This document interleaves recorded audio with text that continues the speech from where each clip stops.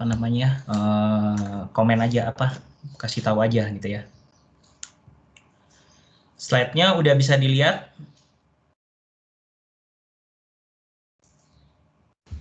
Udah, Pak. Udah ya, oke. Ini yang hadir berapa nih?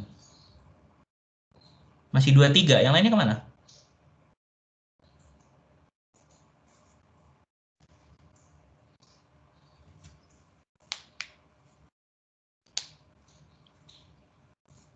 Sepertinya menyusul, Pak. Tapi saya ingatkan lagi, Pak, di kelas, di grup. Ada kuliah atau gimana? Tidak ada, Pak. Nggak ada kan ya? Oke. Tidak ada. Mungkin nggak tahu, masih makan kali ya. Tapi kita mulai aja ya, soalnya udah 13.15, nanti mungkin bisa yang lain bisa nyusul gitu ya.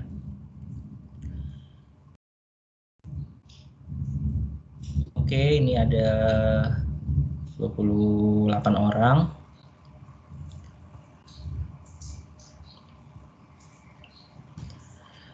Nah, selamat siang semuanya. Assalamualaikum warahmatullahi wabarakatuh.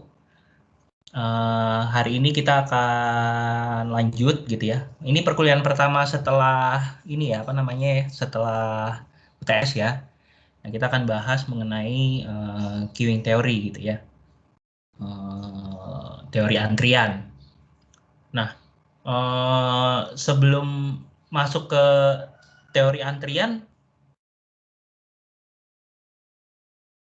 ada yang pernah atau kira-kira teori antrian itu bicara tentang apa sih gitu?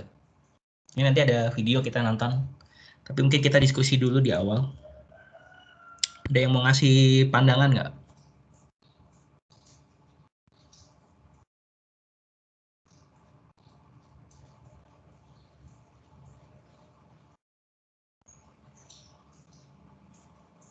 Ada? Ini kok pada lemes? Laura, coba Laura, Septian Sirait. Iya, Pak. Gimana Laura? Belum pernah sih, Pak. Kalau yang kebayang apa? Kamu nggak pernah ngantri? Pernah sih, Pak. Nah, terus yang kebayang sama kamu tuh apa sih yang perlu dipelajari dari antrian gitu? Kenapa mesti dipelajari?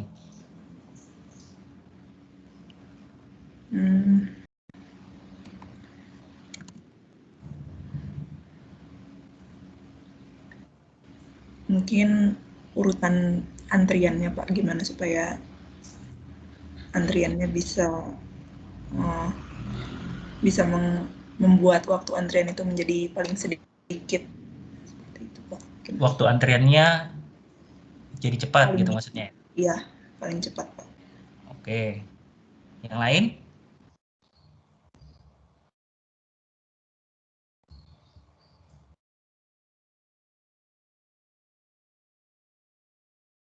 Biar efektif. Apanya yang biar efektif? Ya ngantrinya gitu. Biar lebih cepat intinya sih gitu sih, Pak. Intinya biar lebih cepat ya. Iya, Pak. Ada lagi? Kalau antrian kita pinginnya lebih cepat. Nah, tapi ada lagi nggak yang kalau kalian amatin? Ini sebenarnya nih, kalau kadang di jalan tol gitu kan, ada yang bawa kendaraan sendiri? Iya, Pak. Ada ya. Nah, kalau bawa kendaraan sendiri, biasanya lewat tol kadang suka sebel gitu kan. Ini antrian panjang, kenapa yang dibuka pintu tolnya cuma sebagian gitu, kenapa nggak semuanya. Terus mungkin kalau ada yang bawa motor gitu ya, kalau ke SPBU suka ngantri, biasanya kan sisinya ada 2 ya kalau di apa namanya di stasiun bahan bakar gitu ya, ada sisi kiri sama sisi kanan gitu kan. Terus baru masuk, kalian milih mau yang di kiri apa yang di kanan gitu. Kira-kira mana yang lebih cepat gitu. Ada yang pernah ngalamin kayak gitu nggak? Iya, Pak. Pernah, Pak. Pernah. Oke. Kira-kira ada hal apa tuh yang diperhatiin di sana?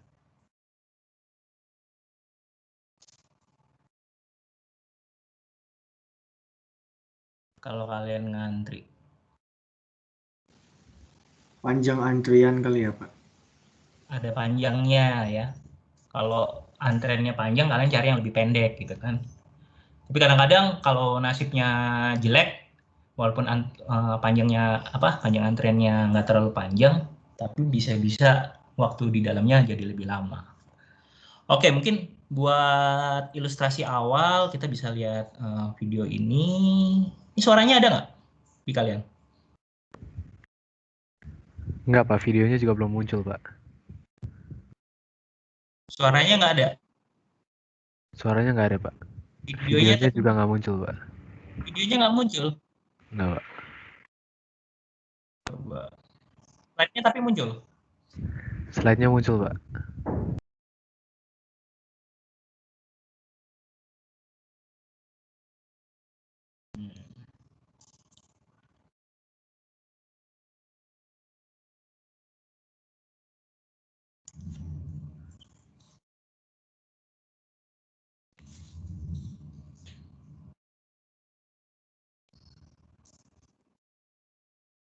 Ini videonya muncul ya? Muncul, Pak. Muncul. Suaranya? Nggak, Pak. Ya udah, dilihat aja.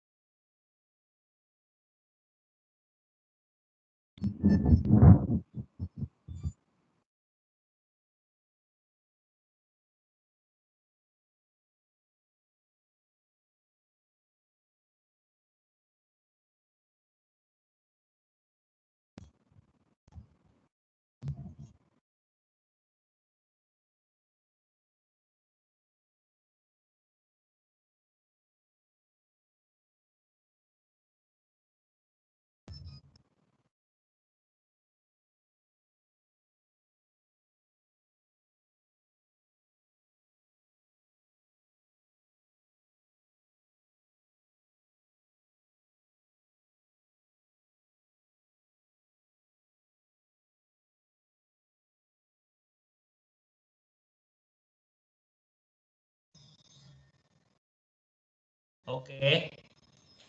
Ada yang mau komen?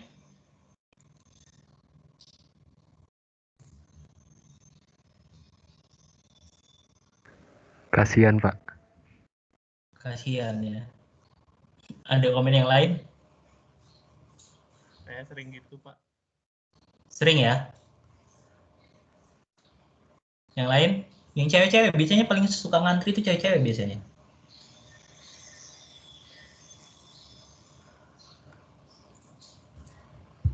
Nggak ada ya? Nah, kalau nanti kita akan pelajari bahwa memang antrian itu sering atau secara nggak sadar mungkin kita alami gitu ya. Dan kasusnya banyak gitu ya di kehidupan kita sehari-hari. Dan prinsipnya tadi sudah disebutkan sebagian bahwa kita pingin nih antrian kita itu artinya lama waktu kita mengantri itu cepat gitu ya. Nah, tapi nanti kita juga akan pelajari bahwa untuk membuat antrian itu menjadi sedikit atau waktu layarnya menjadi cepat, itu ada hal-hal yang juga harus diperhatikan gitu. Jadi ada dua sudut pandang gitu ya. Dari sudut pandang orang yang mengantri serta sudut pandang dari orang yang menyediakan layanan atau servisnya gitu ya. Jadi ada nanti kita akan pelajari. Nah, mungkin kita masuk ke teori antriannya. Pertama sejarahnya dulu. Nah, jadi teori antrian ini berkembang itu dari namanya Egner K. Erlang gitu ya, orang Denmark, jadi Danish Engineers. Tahun 1909 itu dia bereksperimen dengan demand untuk telepon gitu. Jadi tahun 1909 itu jadi telepon itu jangan dibayangkan sudah tersedia atau bahkan handphone sudah tersedia di rumah masing-masing gitu ya. Jadi masih ada tempat khusus untuk melakukan panggilan telepon. Jadi mirip-mirip sama, jadi ini baru-baru telepon ada gitu ya, mirip-mirip sama orang dulu kalau ngirim telegram. Sampai di Indonesia sendiri juga telepon juga mungkin sekitar tahun 90-an ya. Kalian mungkin nggak ngalamin gitu ya. Atau masih ngalamin telepon di wartel gitu. Ada yang pernah dengar wartel? Masih, Pak. Masih ada. Ya Pak, masih Pak. Oh, di mana emang masih ngalamin wartel? Pas kecil, Pak. Pas masih kecil Pak. Pas masih kecil masih ya? Iya Pak. Oh, udah tua juga kalian. Saya pikir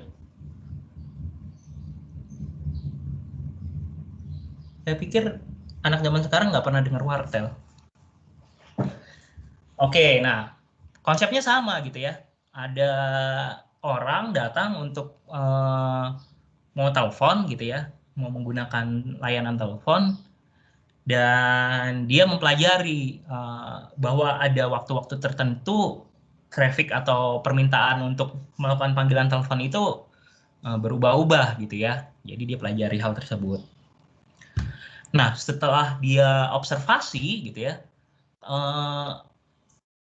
model dari kedatangan pelanggan, jadi kalau kamu bayangin ada warung telepon gitu ya, warung telkom, atau warung telepon, warung wartel gitu ya, ada satu tempat gitu. Nah, ada orang yang datang, nah proses kedatangannya itu dia lihat atau dia amati itu berdasarkan distribusi Poisson gitu ya.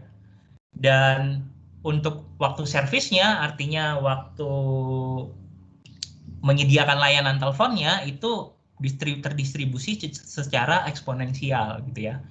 Jadi orangnya datang itu terdistribusi secara Poisson, orangnya di servis itu terdistribusi secara eksponensial.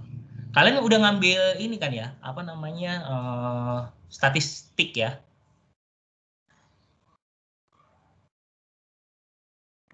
Iya, Pak. Udah Pak. Oke. Jadi ada distribusi Poisson sama distribusi eksponensial. Tahun 17 dia publish reportnya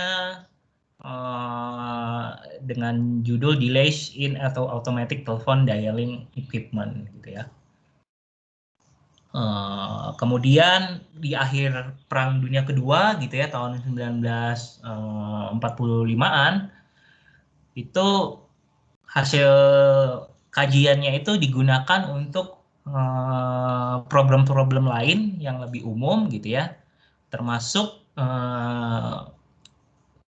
antrian di lini bisnis yang lain gitu ya, bisnis-bisnis umum yang di dalamnya ada servis menggunakan antrian.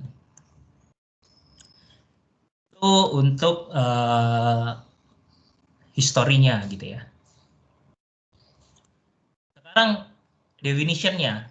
Nah, kalau kalian perhatikan tadi, ada 3 sebetulnya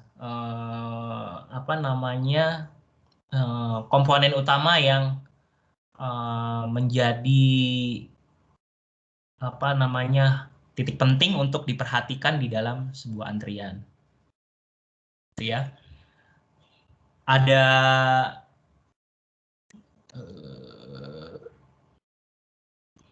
Ada yang namanya customer arrival.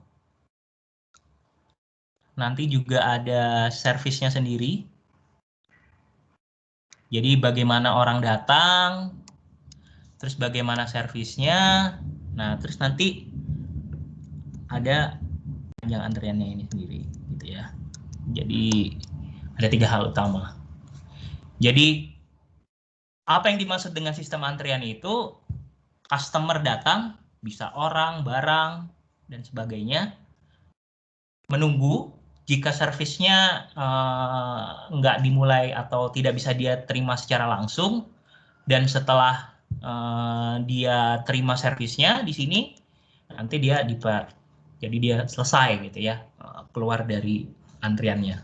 Jadi datang, mengantri, kalau nggak langsung diservis, menerima layanan, pergi gitu ya. Itu intinya. Tapi ada juga kasus-kasus begitu dia dalam antrian, terus dia nggak sabar gitu ya. Biasanya kalian tuh nggak sabaran, terus keluar dari antrian gitu ya. Itu bagian utamanya. Nah, customer itu bisa, tadi udah saya jelaskan, bisa orang, bisa produk, bisa mesin, dan lain-lainnya. Jadi bergantung dari sistem antriannya itu sendiri gitu ya.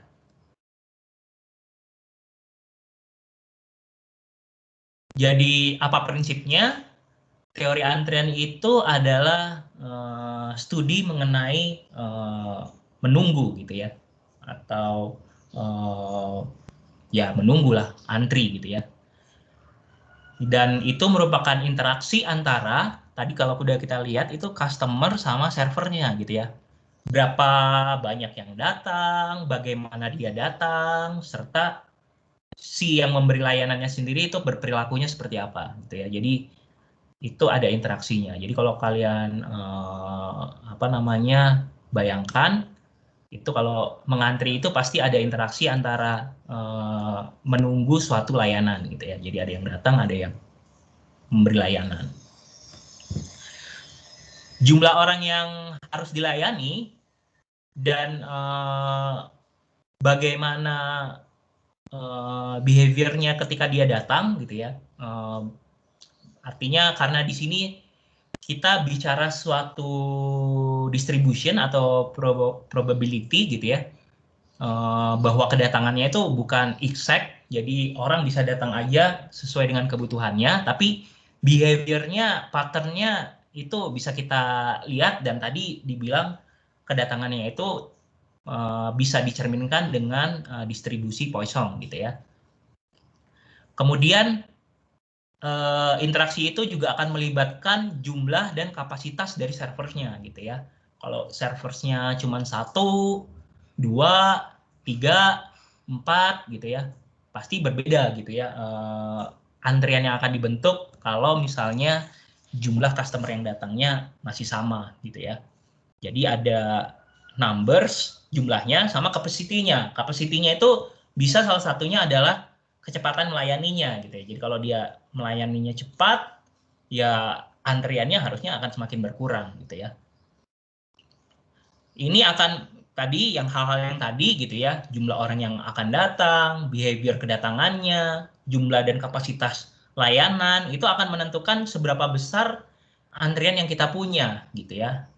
Nah, analisis ini juga dibutuhkan karena dia akan terkait dengan associated cost-nya gitu ya. Jadi ada, ketika kita bicara suatu antrian yang timbul, kita akan bicara cost akibat antrian tersebut. Jadi nanti kita akan pelajari lebih detail. Dan 3 basic komponen tadi seperti yang udah dijelaskan, kedatangannya, service facilities-nya, sama actual waiting line-nya gitu ya, antriannya sendiri. Dengan kita melakukan analisis ini, kita akan bisa membantu siapapun, orang yang mengendalikan servisnya, itu untuk mencari efektivitas dan biaya servis yang optimum gitu ya. Jadi intinya, kalau dari tadi saya udah bilang dari sisi atau dua sudut pandang gitu ya. Kalau dari sudut pandang yang menerima layanan, kalau kayak kalian gitu ya, yang kalian inginkan adalah secepat-cepatnya menerima layanan gitu ya. Kalau perlu nggak ada antrian. Tapi kalau misalnya yang memberikan layanan tentunya dia harus mempertimbangkan cost dan efektivitas dari layanan yang dia berikan. Kalau dia misalnya supaya nggak ada antrian, dia perlu buka 10 counter misalnya di bank gitu ya, atau di teller, atau misalnya di bengkel. Dia harus buka 10 repairing bay gitu ya kalau di bengkel. Tapi dengan membuka 10 itu, tentunya dia harus menyediakan resource atau sumber daya untuk 10 sistem tersebut gitu. Dan orang yang mengantrinya ternyata orang yang datang itu rata-rata mungkin misalnya 5 gitu ya kedatangannya dalam 1 jam. Artinya 10 repairing bay-nya itu nggak akan kepake gitu ya. Mungkin yang optimum kepake cuma 5 gitu ya. Bisa jadi 5 atau sampai 7 gitu ya. Ada 3 yang nggak kepake. Dan itu menyebabkan inefisiensi gitu ya. Jadi yang mau dicari itu kalau yang untuk memberikan layanan, seberapa besar atau seberapa banyak kita harus memberikan layanan, seberapa baik layanan yang harus kita berikan, diasosiasikan dengan cost dan efektivitas pemberian layanan tersebut gitu ya. Mudah-mudahan sampai di sini penjelasan saya cukup bisa dipahami. Kemudian most of waiting line problems itu fokus dari mencari ideal level of service gitu ya. Jadi intinya sebetulnya yang mau kita analisis itu adalah ini, finding the ideal, yang idealnya seperti apa dari level of service-nya gitu ya. Itu tujuan utamanya kita mempelajari teori antrian. Karena di banyak kasus yang bisa kita atur itu adalah service level yang kita punya gitu ya. Jadi kalau kalian memberikan suatu layanan gitu ya, service level itu yang bisa kalian kendalikan gitu ya. Karena kalian nggak bisa ngendaliin misalnya seberapa banyak orang mau datang gitu. Nah itu nggak bisa karena ya suka-suka orang yang mau datang gitu kan. Itu nggak bisa kalian kendalikan. Walaupun di kasus-kasus tertentu bisa kalian rekayasa agar kedatangannya bisa menjadi terprediksi gitu ya. Itu nanti kita bicara level yang selanjutnya. Tapi di banyak kasus yang paling mudah dan paling gampang untuk dikendalikan itu adalah service levelnya, service atau layanan yang kalian berikan sendiri gitu ya. Kalian bisa dengan gampang kalau perlu menambah orang, atau bisa dengan gampang kalau mempercepat sistem yang kalian lakukan gitu ya. Misalnya kita ambil contoh di gerbang tol gitu ya, kalian bisa dengan gampang mau membuka atau menutup, misalnya menambah 5 gerbang tol lagi atau mengurangi gerbang tol yang dibuka gitu ya untuk meminimumkan biaya atau mengurangi biaya. Atau misalnya mungkin kalian bisa ganti yang dulunya pakai orang sekarang pakai mesin sehingga waktu servisnya jadi lebih bisa diatur gitu ya. Kalau misalnya orang mungkin kadang dia cepet, kadang kalau dia lagi HP-an sama pacarnya kelamaan gitu ya, nggak kelihatan gitu. Jadi ada hal-hal yang bisa kita modifikasi dan kita kendalikan di sana. Nah, ketika kalian punya kendali atas servis yang mau diberikan tersebut, kalian mau nambah gerbang tol atau mau dikurangin atau mau diganti jadi gerbang tol otomatis atau mau pakai sistem berbayar yang pakai RFID gitu ya. Nah, yang mau dicari adalah happy medium between two extremes. Apa extremes-nya? Jadi ada extremes. Ya, ekstrimnya pasti adalah apakah kita perlu memberikan service sebanyak mungkin gitu ya. Karena kalau misalnya service facilities kita memberikan level yang tinggi gitu ya, kita memberikan level of service yang tinggi, kita juga memiliki cost yang besar juga untuk mengoperasikannya gitu ya. Kalau kalian mau buka gerbang tol banyak agar orang yang terlayani sekaligus bisa banyak, ya cost untuk operasionalnya akan menjadi lebih banyak. Paling enggak misalnya kalau gerbang tolnya otomatis, alatnya mesti ditambah gitu ya. Jadi ada capital cost di sana. Kemudian kalau kalian mau taruh dia minimum service levelnya, mungkin kalian bisa taruh cost atau service cost-nya itu di harga minimum gitu ya. Jadi kalian bisa buka 10 gerbang tol, tapi yang kalian buka cuma 1. Ya bisa mungkin kalian keep dia service cost-nya minimum gitu ya. Tapi akibatnya antrian mungkin jadi panjang gitu ya, dan ada customer yang tidak puas di sana gitu ya, dissatisfied customer, nggak puas dia. Nah, kalau customer itu nggak puas, ada opportunity cost kita yang mungkin hilang gitu ya. Atau mungkin kalau harusnya kita bisa lancar melayani satu jam itu misalnya 1000 mobil gitu ya, bisa lancar, tapi karena terjadi antrian panjang gitu ya, mungkin yang bisa kita layani justru jauh berkurang gitu ya. Jadi ada trade off antara dua hal tersebut. Nah, ini generally a trade off between cost of providing service. Jadi ada trade off untuk cost providing service-nya dan cost of waiting time gitu ya. Jadi ada biaya untuk menyediakan servisnya, ada biaya akibat antrian yang timbul.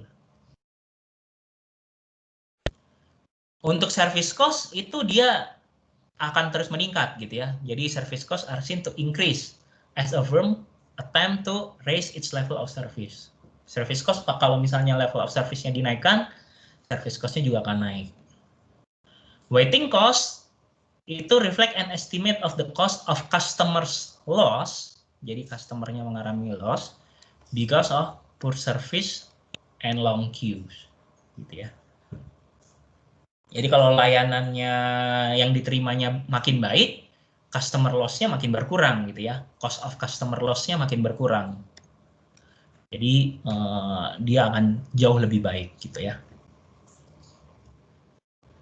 Nah, service facilities yang kita berikan itu mengevaluasi total expected cost.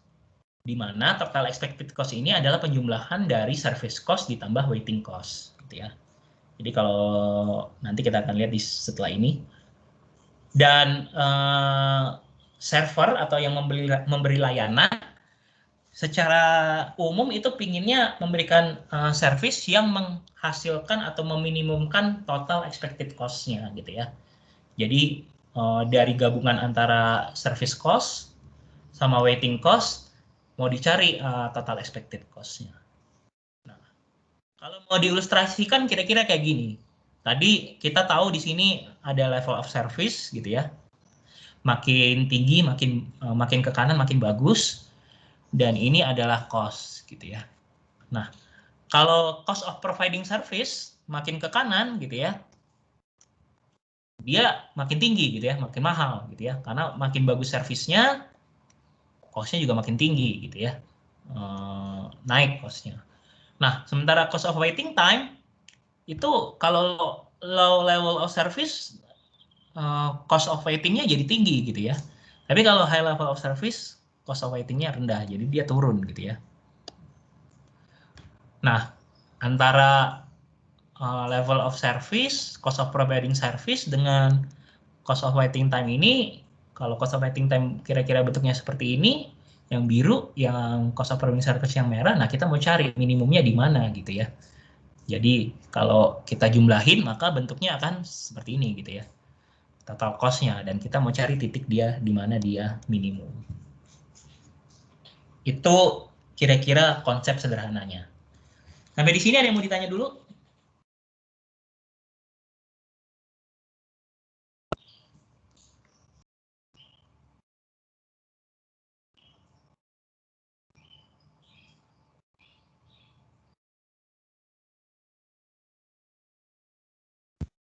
Belum, Pak.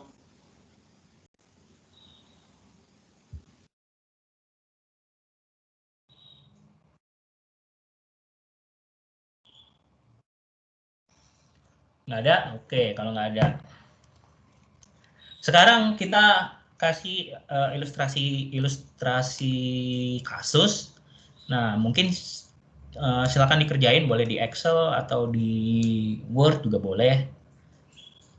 Jadi ada kasus Indonesia Port Corporation, Pelindo gitu ya.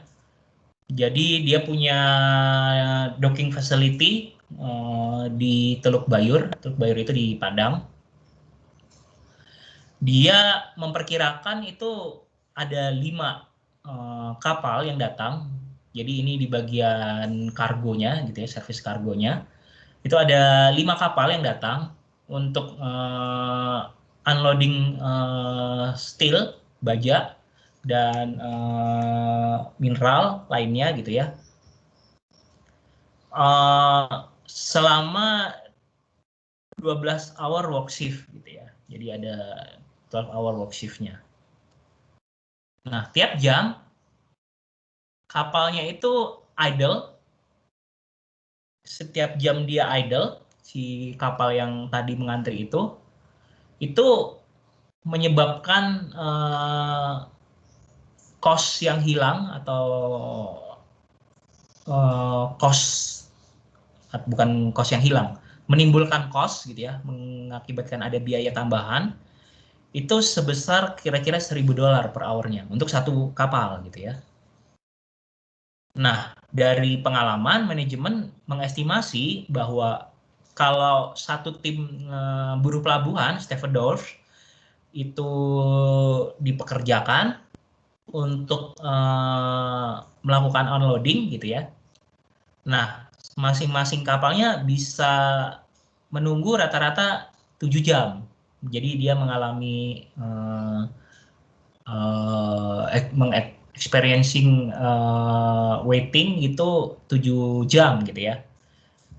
Nah, kalau 2 tim yang bekerja, average waiting time-nya turun jadi 4 jam. Jadi masing-masing tadinya kalau cuma satu tim yang kerja, rata-rata nunggunya 7 jam. Tapi kalau 2 tim yang kerja, rata-rata nunggunya cuma 4 jam gitu ya. Kalau tiga tim yang kerja, rata-rata nunggunya cuma 3 jam. Kalau 4 tim yang kerja, yang waktu tunggu masing-masing kapal rata-rata cuma 2 jam. Nah, satu tim itu untuk mengadakan satu tim buruh bongkar muat itu biayanya itu sebesar $6.000 gitu ya. Nah, kalau 2 tim yang dikerjakan ya tinggal dikali 2, jadi 12.000. Jadi rate-nya naiknya secara linear gitu ya. Nah, kamu ditugaskan untuk mencari berapa sih jumlah buruhnya yang minimum yang dibutuhkan. Berapakah jumlah buruh yang optimal yang dibutuhkan agar total expected cost-nya jadi minimum. Nah, coba dikerjain, saya kasih waktu 15 menit ya.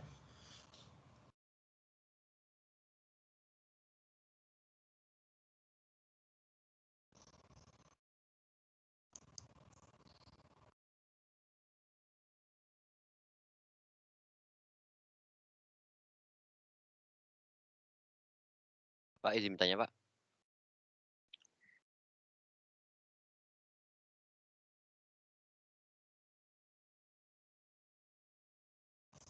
Ya, gimana?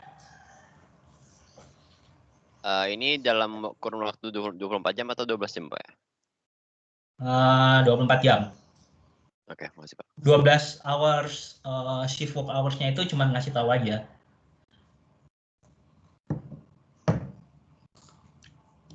Jadi satu timnya itu sudah mencakup shift 24 jam.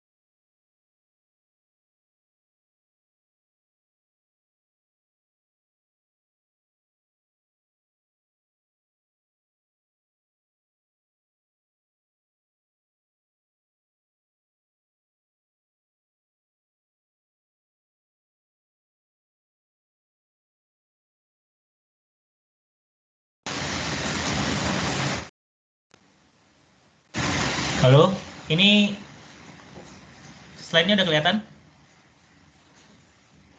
Kelihatan, Pak. Tadi saya disconnect kayaknya ya. Udah pada beres?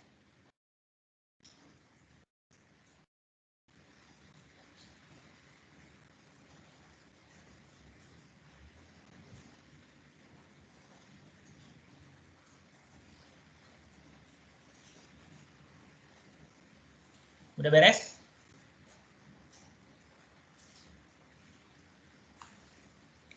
Ada yang udah? Belum? Sudah, Pak. Oke, siapa yang mau nampilin?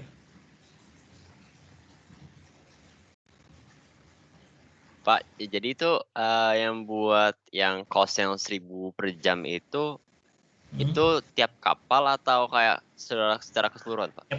Tiap kapal.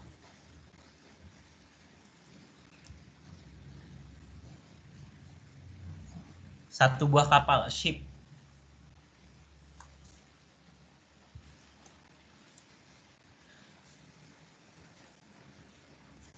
Siapa yang mau ini? Mau nampilin hasil kerjanya? Saya, Pak, boleh, Pak. Oke, siapa nih? Stefan, Pak. Oke, coba. Tapi saya nggak tahu benar atau salah ya, Pak. Ya nggak apa-apa, namanya juga dicoba kan. Oke, langsung dinaikin aja. Ini, Pak, kelihatan nggak, Pak? Belum. Oke. Iya, jadi kalau jumlah timnya 2, ini yang menurut saya paling optimal. Kalau jumlah timnya 2, Pak, waktu antrenya 4 jam, jadi biaya antrenya 20.000, terus biaya timnya 12.000, jadi totalnya 32.000. Oke. Gitu, Pak. Kalau sisanya lebih gede harganya. Oke, di titik mana tuh? Kalau gambarnya? Di sini, Pak. Di yang ini. Oke. Yang lain ada? Pertama, Cara stop gimana ini, Pak? apa? Ini saya buka lagi. Oh, oke.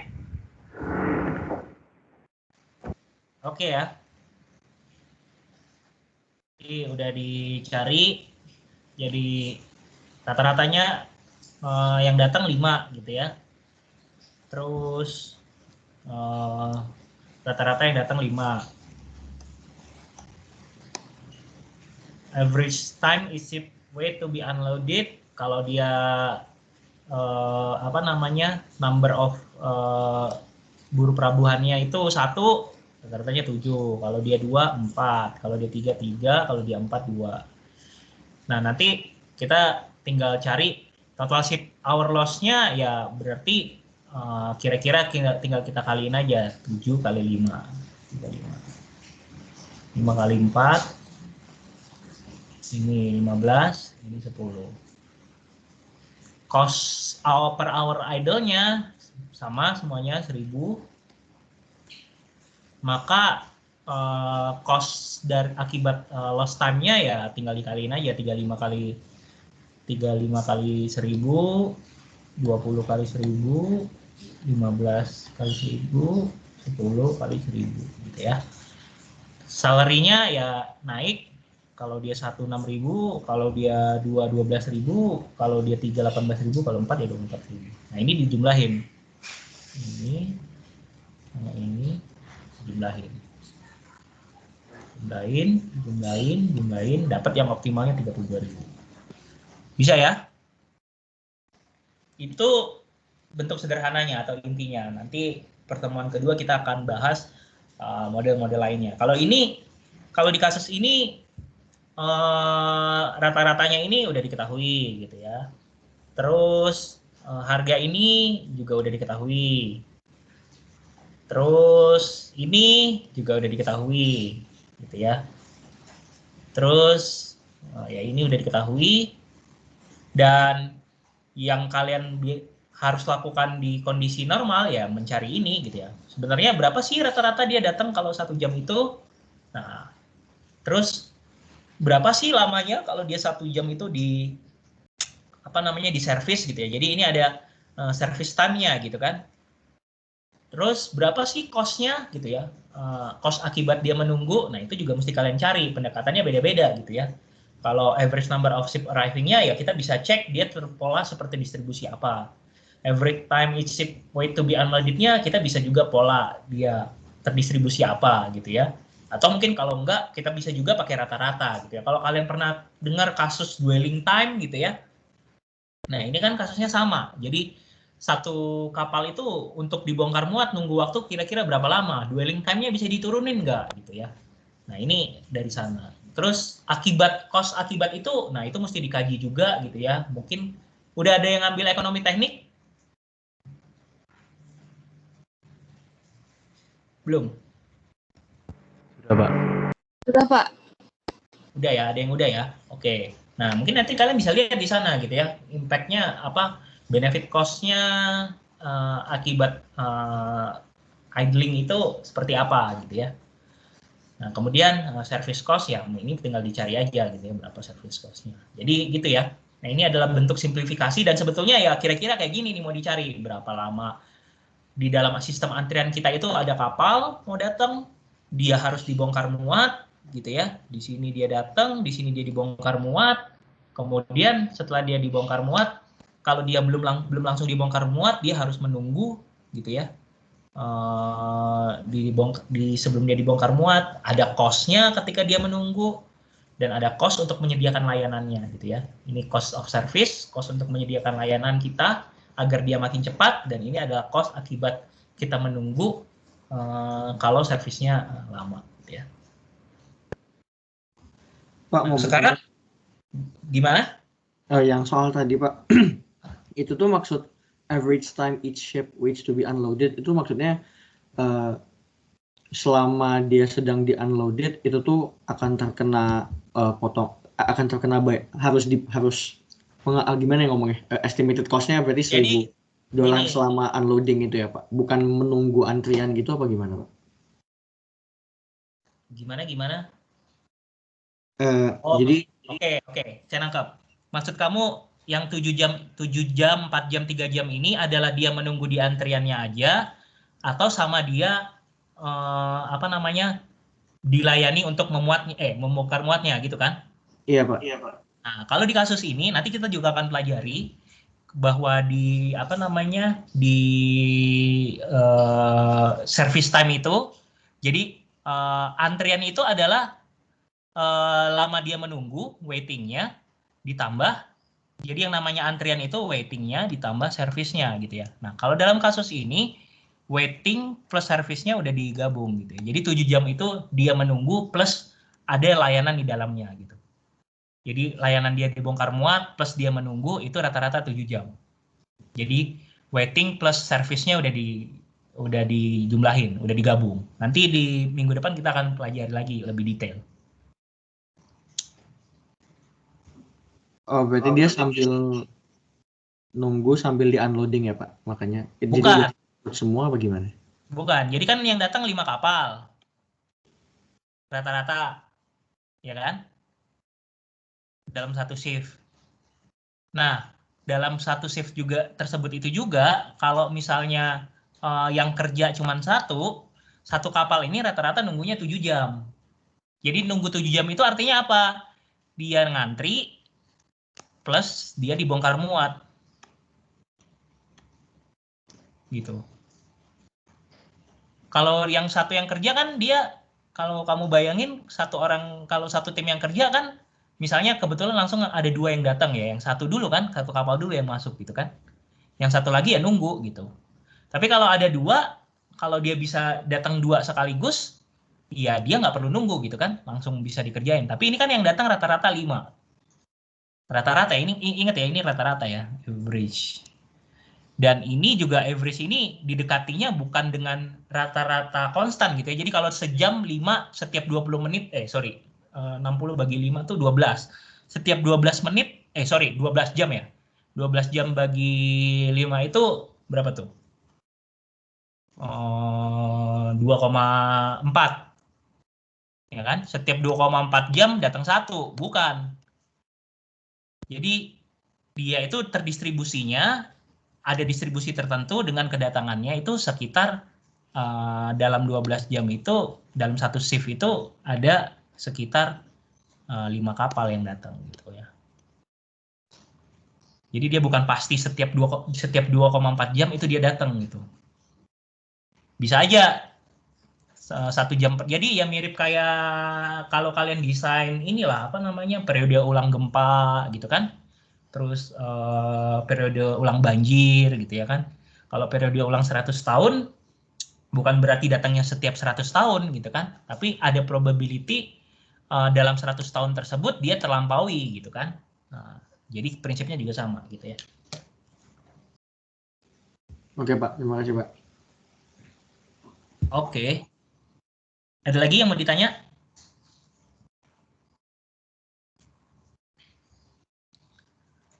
Oke, kalau nggak ada kita lanjut. Nah, mengapa kita perlu mempelajarinya? Ya, sebenarnya kalau perlu nggak perlu itu tergantung kebutuhan ya. Tapi kalau dalam konteks sipil, ini ya cukup banyak kaitan atau berkaitan erat gitu ya. Terutama kalau kalian nanti berkecimpung di sistem operasi gitu ya. Jadi di construction operation gitu. Ataupun nggak usah construction operation ya, kalau kalian operation di migas atau di tambang itu juga bakalan banyak teori-teori antrian ini kepake gitu ya, terutama untuk kalau kalian belajar MPK sekarang. Lagi ada yang ngambil MPK juga nggak? Ada kayaknya ya, harusnya ya. Nah, kalau kalian ngambil MPK juga, bagaimana kalian mendesain operasi dari peralatan gitu kan, ada cycle time dan lain-lain ya, itu kan prinsipnya untuk teori antrian juga gitu ya. Termasuk juga kebutuhan sumber daya, mana crashing program gitu ya, mana yang harus dipercepat, mana yang harus bisa direlaksasi. Nah, ini ada kaitannya dengan queuing teori juga gitu ya. Jadi capacity problem, jadi yang paling bermasalah itu capacity kita gitu ya. Capacity kita itu terbatas gitu.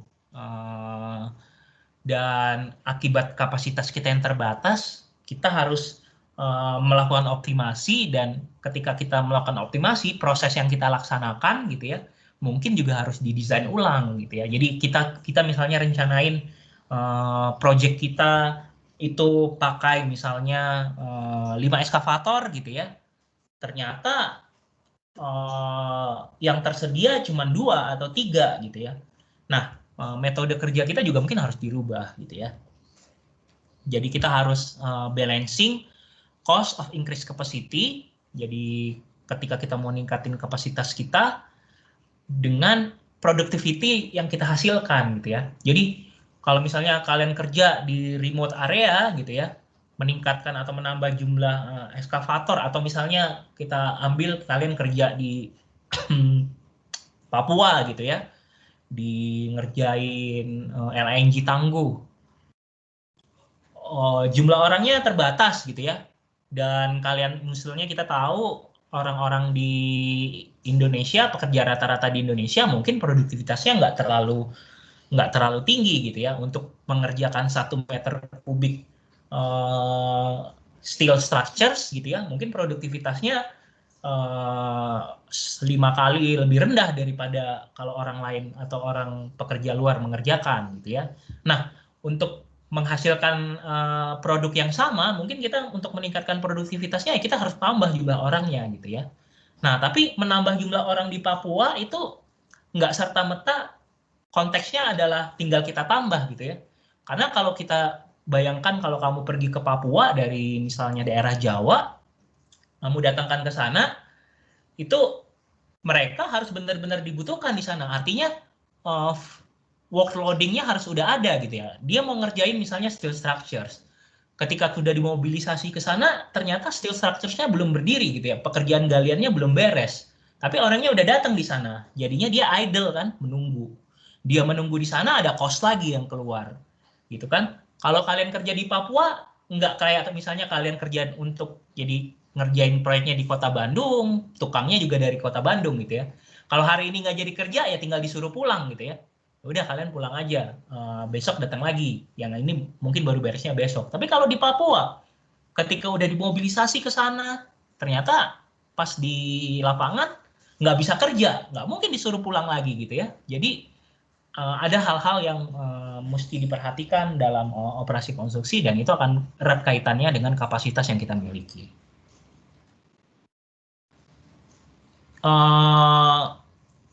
Analisisnya itu penting untuk service sistemnya.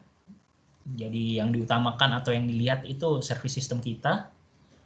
Large cost of waiting and large cost of waiting itu menyebabkan loss sales juga gitu ya, akibat menunggu gitu. Jadi ini perlu diperhatikan.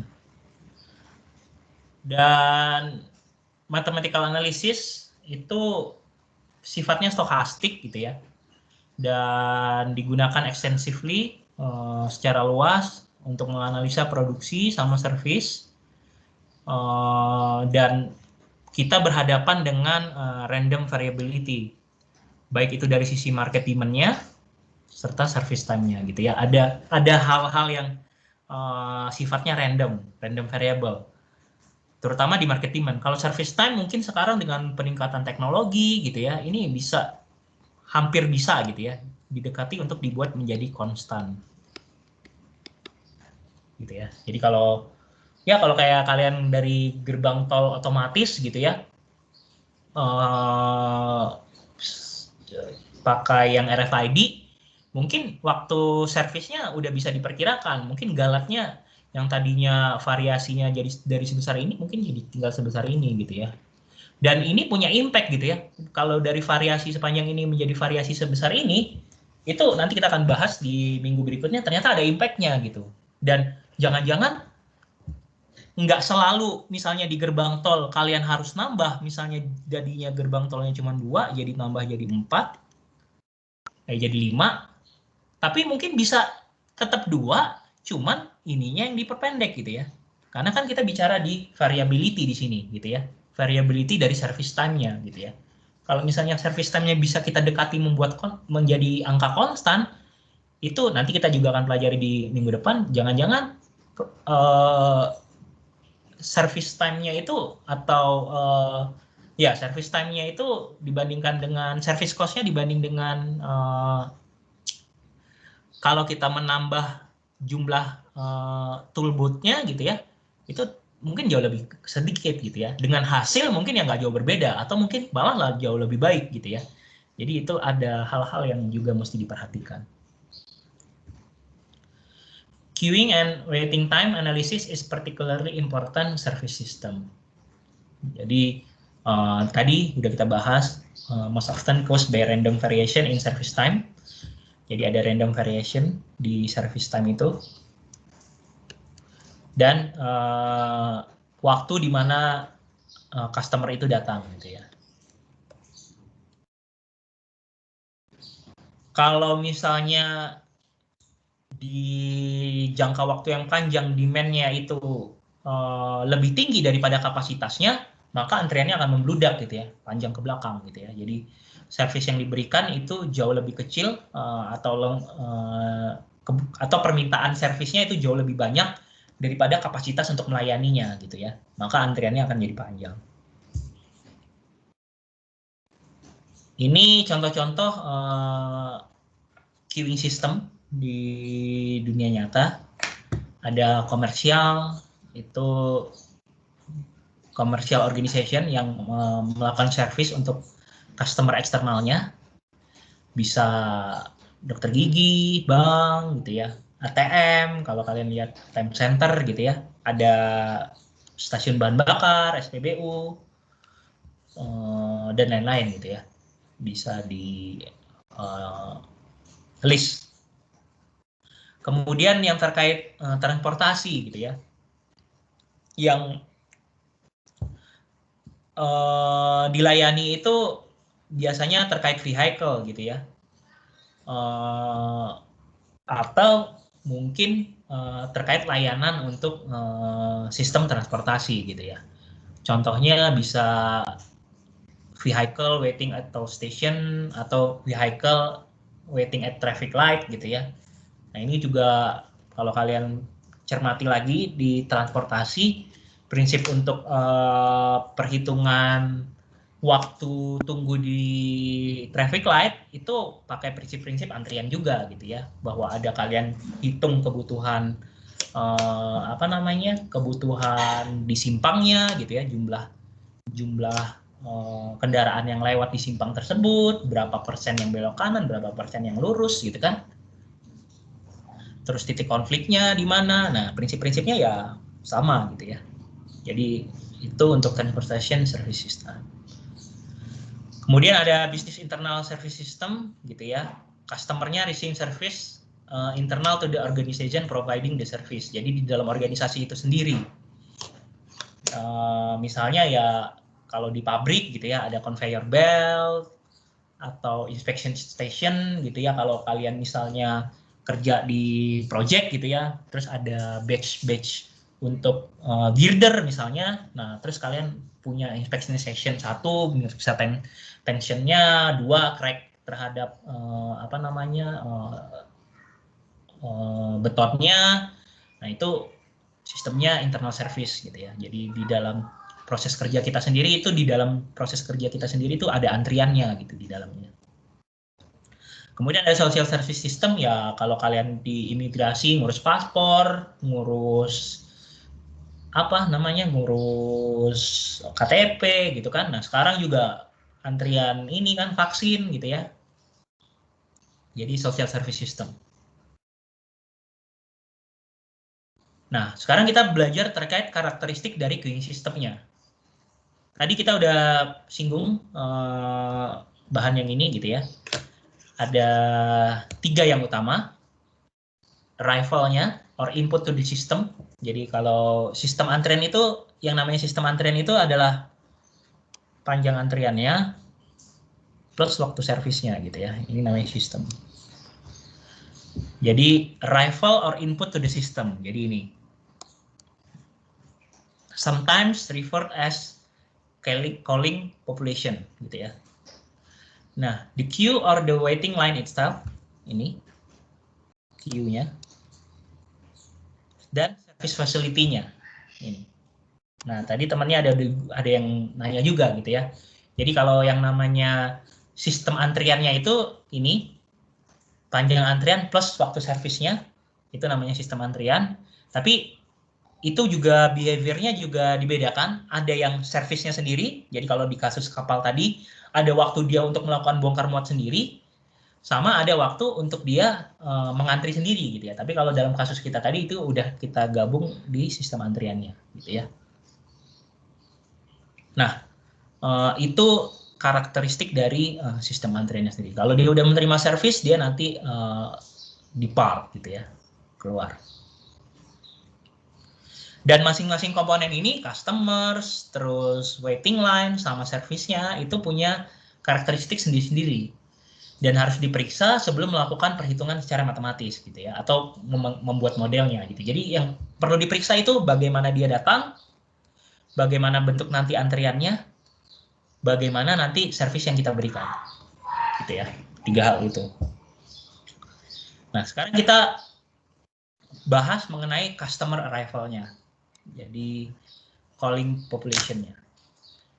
Pertama ada yang namanya size of calling population-nya, ukurannya. Ukuran customer yang datang itu seperti apa? Ukurannya itu bisa unlimited atau limited. Nah, apa itu maksudnya? Jadi kalau customer arrival itu cuman small portion dari potential arrival-nya. Jadi kalau ya contohnya di jalan tol lah gitu ya. Kan kalau yang number of customer yang datang dalam waktu 1 jam itu ya mungkin cuman small portion dari potential arrival yang akan datang ke sana gitu ya. itu maka disebut dengan consider as unlimited calling population. Example-nya unlimited population itu cars arriving at highway toll booth. Kalau cewek-cewek ada diskonan gitu ya, nah itu juga suka.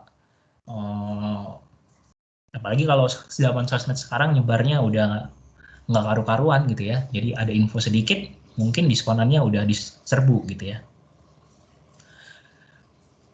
Dan hampir semua key model itu jenisnya adalah infinite, jadi atau unlimited gitu ya. Dan kalau dia misalnya nggak unlimited, modelingnya jadi lebih kompleks. Bisa juga dimodelin, tapi juga modelnya jadi lebih kompleks karena ada suatu nilai tertentu yang harus kita consider gitu ya. Contoh finite population-nya adalah misalnya cuma 8 dump truck, nah yang mungkin akan rusak selama proyek kita berlangsung. Jadi kita kerja di Papua, aset kita cuma 8 dump truck-nya, dan itu sewaktu-waktu bisa rusak dan membutuhkan servis. Maka kita harus menyediakan repairing bay-nya seperti apa gitu ya, untuk mengakomodir hal-hal tersebut dengan harapan ketika ada yang rusak itu bisa diperbaiki secepatnya dan tidak akan mengganggu operasi kita, gitu ya. Tadi udah ukuran dari customer yang datang, sekarang pattern datangnya. Bagaimana pattern dia datang? Karena kalau kita bayangin kalau cuma 1-2 orang ya nggak ada patternnya gitu ya. Tapi kalau jumlahnya banyak, terus waktunya lama atau panjang, kita bisa cari patternnya seperti apa gitu ya. Nah, customer itu bisa datang ke service facility dengan suatu schedule tertentu atau yang sudah diketahui gitu ya. Misalnya satu kendaraan setiap 30 detik di gerbang tol pada saat peak hours. Nah, kalau nggak peak hours berapa itu juga pasti ada datanya. Terus satu pasien setiap 15 menit di ER gitu ya, emergency response, UGD, atau satu kapal untuk setiap setengah jam gitu ya di national port gitu ya, di pelabuhan besar ataupun pesawat dan seterusnya gitu ya. Atau ada yang datangnya ya random gitu ya, kayak kasus apa namanya super great sale tadi gitu. Nah, arrival are considered random when they are independent of one another. Jadi nggak ada ketergantungannya antara kedatangan yang satu dengan kedatangan yang lain gitu ya. And their occurrence cannot be predicted exactly gitu ya, nggak bisa diprediksi datangnya. Jadi itu di considered random. Dan di kasus kita hampir kebanyakan kasus, kalau kita ingat tadi Erlang itu ya sudah melakukan studi, itu pattern kedatangannya itu berbentuk Poisson distribution, walaupun nggak selalu gitu ya. Dan ini yang harus kalian periksa. Kalau kalian udah belajar statistik, mungkin kalian sudah ada belajar fit distribution fit gitu ya. Bisa pakai Gumbel, bisa pakai chi-square, bisa pakai apa lagi tuh? Weibull juga ada. Weibull distribusinya ya. Tapi ada metode untuk mengecek distribusinya fit atau enggak, cocok enggak dengan distribusi Poisson, atau dia lebih cocok ke distribusi normal mungkin gitu ya, atau malah cocok ke distribusi eksponensial. Jadi ini kalau untuk di kasus antrian itu rata-rata kebanyakan tipikalnya adalah Poisson gitu ya. Poisson distribution ini describe situation in which customer arrive independently during a certain time interval. Jadi ada time intervalnya gitu ya. Jadi ada time interval. And the number of arrival depend on the length of the time interval. Dan jumlah kedatangannya itu ya tergantung dari time interval tersebut gitu ya. Maka rumusnya bisa kita lihat seperti ini gitu ya. Kalau kalian udah belajar di statistik juga sama gitu ya. Lambda X dikali Euler pangkat min lambda dibagi X faktorial gitu ya. di mana PX-nya probability of exactly X arrival or occurrence, gitu ya. Lambda-nya average number of arrival per unit of time, atau mean arrival rate-nya, gitu ya. E Euler, natural logarithmic, 2,718 sekian gitu ya. Dan X is the number of occurrence-nya. Jadi dalam satu satuan waktu tersebut, misalnya kita mau cari berapa sih probabilitas munculnya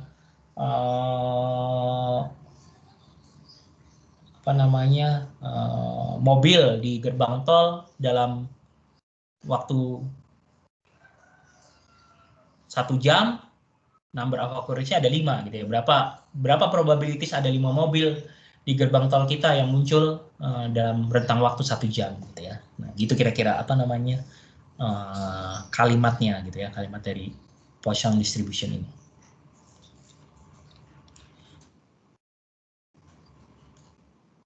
Ini contohnya parking area di ITB gitu ya. Kalau motorcycle arrive at the ITB parking area, average range-nya 6 motor per jam. Ini kasusnya sebelum pandemi ya. Kalau pas sekarang ya udah nggak ada yang boleh ke kampus. Mudah-mudahan balik lagi. Nah, berapa probability dari kedatangan 4 motor dalam rentang waktu 30 menit di waktu sore tersebut gitu ya. Jadi kita tahu kalau di waktu sore itu rate-nya itu 6 motor per jam. Nah, yang mau ditanya, kalau dia yang datangnya 4, berapa probabilitasnya gitu ya? Probabilitas motor akan datang sebanyak 4 buah dalam rentang 30 menit. Karena tadi formulanya ini udah kita ketahui, kita tahu lambdanya 6 per jam, maka setiap setengah jam itu 3 gitu ya. Setiap setengah jam. 3 setiap setengah jam atau 6 setiap jam. Di mana yang mau kita cari 4 kedatangan,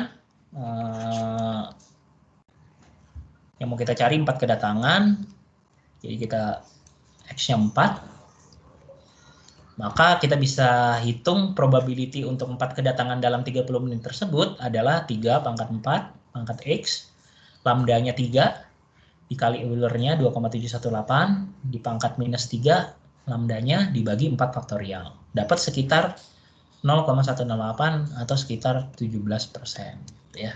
Jadi sekitar 17% probability dari 4 kedatangan dalam rentang waktu 30 menit. Tadi kita udah bahas pattern, kita udah bahas size gitu ya, berapa banyak yang datang, bagaimana dia datang. Sekarang behavior-nya kita mau bahas. Nah, dalam model yang kita pelajari sekarang, queuing modelnya itu mengasumsikan arriving customer-nya itu patient gitu ya. Jadi kita simplifikasi gitu, patient customer. Patient customer itu maksudnya adalah people. Kalau dia tipikalnya people atau misalnya di jalan tol, itu kita juga bisa asumsikan dia patient customer, karena kalau di jalan tol dia nggak bisa kemana-mana gitu ya. Tapi di jalan tol ini nanti ada 2 kasus yang berbeda, kita akan lihat sebentar lagi. Jadi patient customer itu people atau mesin yang menunggu di antrian sampai mereka diservis gitu ya, dan tidak switching between lines. Nah, kalau di jalan tol itu menunggu di antrian pasti nggak bisa kemana-mana gitu kan, nggak bisa balik arah kalau di dalam tol. Cuman ini jadi masalah nih, bisa-bisa kadang-kadang suka ada yang nyerobot gitu ya, switching line-nya. Kalau ada yang kosong tiba-tiba dia nyerobot ke kanan, nyerobot ke kiri gitu ya. Nah itu kita mengasumsikannya secara sederhana. Kalau dia udah ngantri di sana, udah dia ngantri, nggak pindah-pindah, dan dia tetap tunggu sampai antriannya, sampai dia menerima layanan atau servis. Nah, tapi di kenyataan kita sehari-hari nggak sesederhana itu gitu ya, bahwa banyak yang terjadi itu bulking atau renege gitu ya. Bulking itu apa? Nggak mau dia ngikut antrian gitu ya. Bisa dia keluar, bisa dia nyela antrian. Jadi yang tadinya harusnya misalnya orang kalau ada ngantri harusnya udah teratur, nanti setelah ini dia masuk, Tapi kalau tiba-tiba ada yang nyela, yang bagian belakang kan udah waktu antriannya jadi lebih panjang gitu ya. Nah itu kalau ini ada yang nyela lagi udah jadi beda gitu ya. Nah itu mesti di consider. Dan salah satu trik atau tekniknya adalah memastikan bahwa ini antriannya berjalan sebagaimana mestinya gitu ya. Kalau di bank mungkin dibikin line, ada yang ngejaga gitu ya kalau ada yang bulking. Tapi ada masalah berikutnya kalau dia ngantri terus ini keluar gitu kan. Jadi jumlah yang masuk itu rata-ratanya harus dilihat juga gitu ya, bahwa ada potensi-potensi mungkin berapa persen dari yang kita tentukan itu kadang-kadang dia keluar gitu. Jadi itu jadi kondisi juga. Gitu. Kemudian ada reneging gitu ya. Dia leave. Jadi ini tadi yang kasus yang leave itu ini reneging. Jadi leave without completing. Jadi sebelum dia selesai dia keluar. Nah, dua-duanya itu perlu perhatian dalam melakukan analisis antriannya gitu ya. Oke, jadi ada 3 untuk terkait calling population-nya, bagaimana dia datang. Tadi kita bahas ukurannya, size-nya, terus kita bahas pattern datangnya, terus kita bahas behavior-nya. Jadi 3 hal itu yang mesti diperhatikan. Kemudian kita bahas terkait panjang antriannya sendiri, gitu ya. Jadi length of the line-nya, gitu ya. Waiting line karakteristiknya.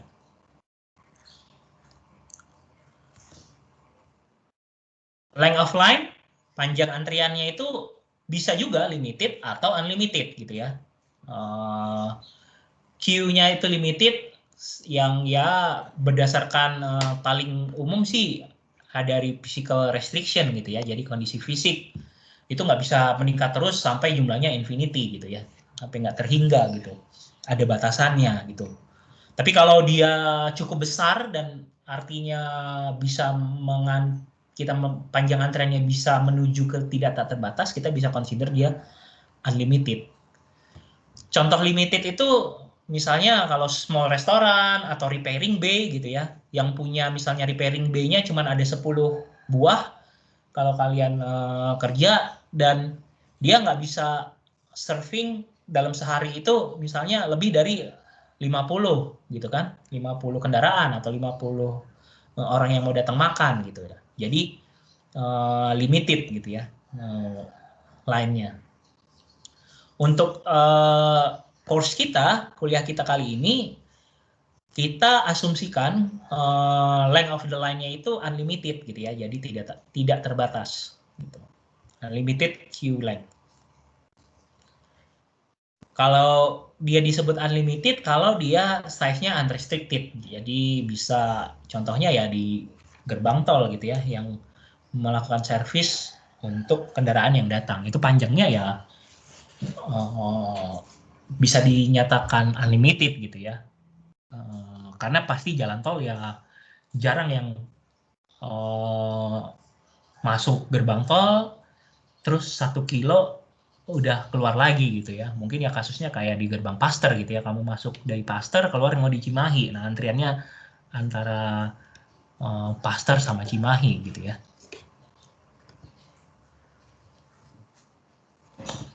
Tadi kita udah bahas panjang antriannya, sekarang queue disiplinnya. Kalau orang mengantri itu bentuk-bentuknya, bentuk cara dia mengantri itu ada beda-beda juga.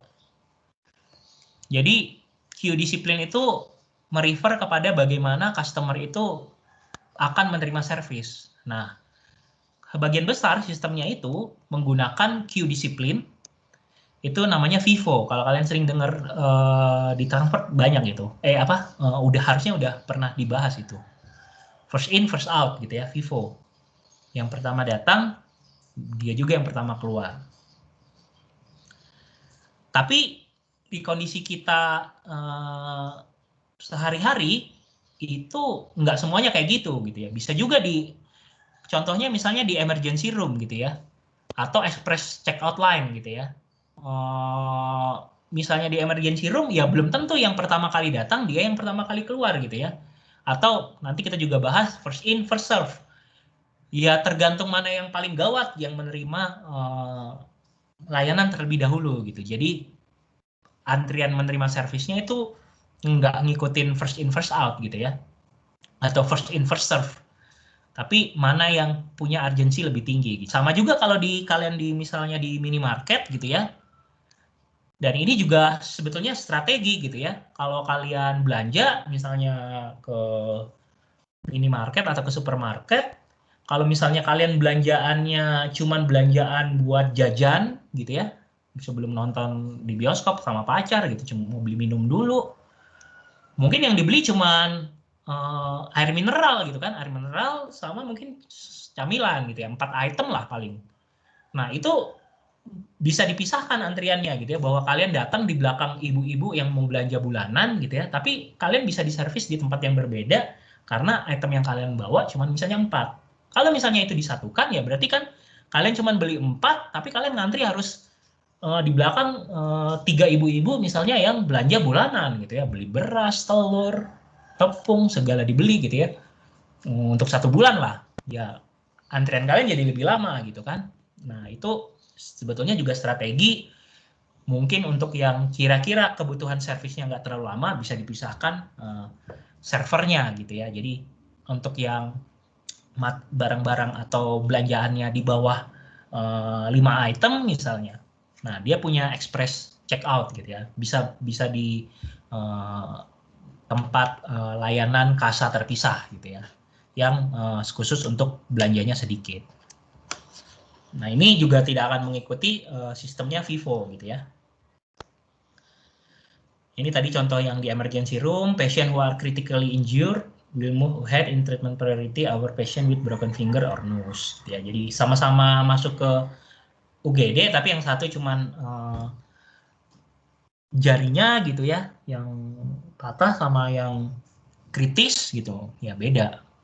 Nah, ini juga tadi udah dijelasin, shopper kalau dia lebih sedikit ya mungkin bisa check out-nya juga berbeda. Karena first in first out ini juga perlu didetailkan lagi karena nggak selamanya yang kalau kita lihat tadi di sistem kita ada yang datang mengantri menerima servis terus keluar gitu ya.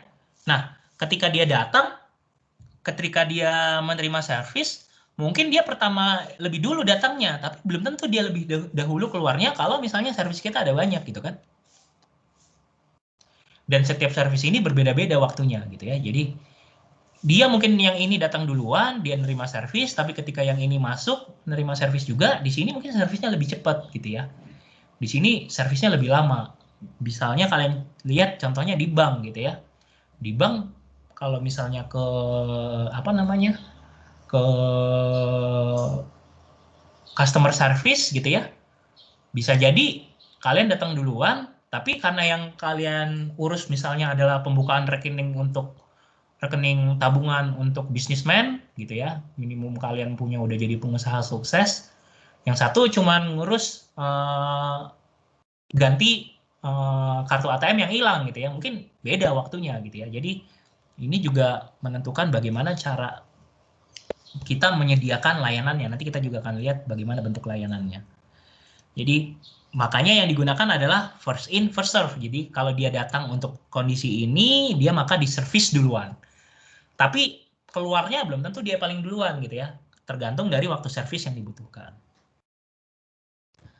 Kemudian disiplin yang berikutnya, kalau kalian masukin material gitu, stocking material gitu ya. Kalau ada material kalian di gudang gitu ya, ada material yang mau masuk, maka material yang di dalam gudang itu kalau kalian masukin dia duluan, posisinya akan di dalam gitu kan. Kecuali kalau kalian naruhnya di bagian di sini gitu ya, tapi rata-rata kan pasti naruhnya di bagian yang di dalam dulu. Nah, nanti bagian yang ditaruhnya terakhir itu biasanya digunain duluan gitu kan, karena dia diambil duluan gitu. Jadi biasanya terkait material yang di dalam antriannya itu sendiri, dia materialnya nggak akan ngeluh gitu ya. Ini saya udah duluan ngantri gitu ya, tapi kenapa nggak duluan dikeluarin gitu ya. Nggak akan ngeluh karena dia material. Cuman mungkin perlu ditinjau apakah materialnya ada expired-nya gitu ya. Cuman kalau material terkait konstruksi atau material-material lain itu biasanya nggak ada expirednya gitu ya. Kecuali kalau dia mungkin gudangnya gudang makanan. Nah, kalau gudang makanan mungkin nggak bisa kita pakai last in first serve gitu ya. Bahkan proses penyimpanannya juga harus diatur. Itu untuk Q disiplinnya.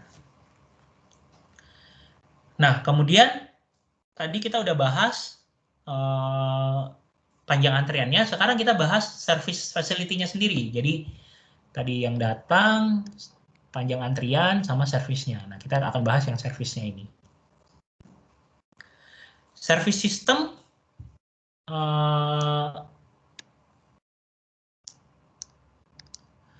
usually classified in terms of their number of channel. Jadi ada channelnya namanya. Or number of server. Ada server atau number of phase. Ada fase atau service stop. Jadi intinya tuh number of channel sama number of phase. Number of channel itu sering juga disebut berapa sih server yang kita punya, berapa sih yang akan memberikan layanan, berapa jumlahnya, itu number of channel. Kemudian ada number of phase gitu ya, fasenya itu akan terkait dengan service stop gitu. Jadi ketika kalian misalnya di layanan SIM gitu ya, atau di layanan bikin paspor gitu ya, mungkin ada layanan untuk verifikasi dokumen, kemudian kalian pindah untuk ini verifikasi dokumen, terus pindah untuk foto, habis foto pindah wawancara, baru ambil mungkin paspornya gitu ya. Jadi ada fasenya gitu ya dalam service yang diberikan. Single channel system itu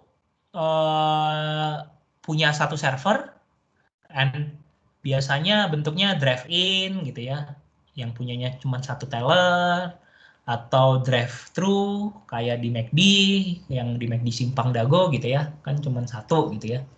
Jadi single channel gitu, ya orang mesti ngantri di situ gitu, nggak bisa pindah ke channel yang lain. Nah, kalau bentuknya yang multi channel biasanya ya di bank tadi gitu ya, teller gitu ya. Teller yang on duty itu nggak hanya satu, mungkin ada 2 atau 3 atau 4 gitu ya.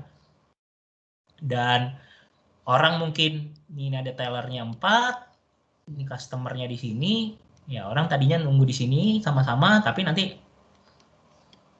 mengantri sesuai urutan gitu ya. Ya pasti sering lah kalian lihat kalau kalian ke bank gitu ya. Dan itu sudah banyak digunakan sistemnya gitu ya, nggak hanya di bank, di tiket counter juga sama lah, banyak lah gitu ya. Kemudian ada single phase system. Jadi kalau single phase tadi ya masuk, diterima layanan, terus keluar gitu ya. Nah itu single phase. Ada juga contohnya ya macam-macam, banyak. Bisa fast food gitu ya, fast food restoran. Kalau kalian pergi ke McD atau KFC atau Burger King, kalian ngantri, nanti pesen makanan, makanannya datang, nanti kalian makan gitu ya, udah selesai. Tapi kalau misalnya di McD yang drive-thru gitu ya, ada di sini kalian mesen dulu, jadi ini jalurnya, nanti kalian belok, di sini kalian terima gitu ya, B-nya. Jadi ada B untuk mesen, ada B untuk nerima. Nah, itu multi phase gitu ya. Karena ketika kalian mesen mungkin ada antriannya juga, dan ketika kalian nerima mungkin bisa muncul antrian juga gitu ya. Itu namanya multi phase. Nah, mungkin buat ilustrasi mudahnya ini ada gambarnya gitu ya. Ini single channel, single phase. Jadi single channel ini yang antri, fasilitasnya ini cuma satu channelnya, sistemnya juga cuma satu fase, setelah nerima layanan dia keluar. Ada juga single channel multi phase.